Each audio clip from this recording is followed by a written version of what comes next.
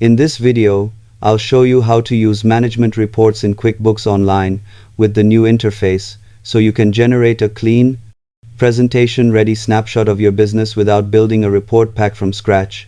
Start by opening QuickBooks Online and clicking Reports from the left menu to reach the Reporting Center. Along the top, select the Management Reports tab, which groups bundled report templates designed for quick review and sharing.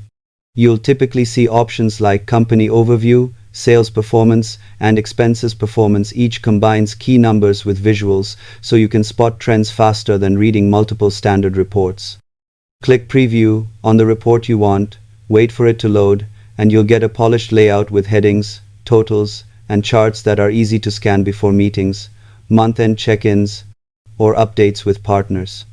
If the numbers look off, adjust the report period or underlying entries, because the management report pulls directly from your bookkeeping data.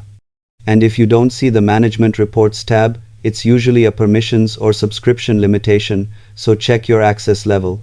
Subscribe for more QuickBooks tutorials that simplify reporting and save you time.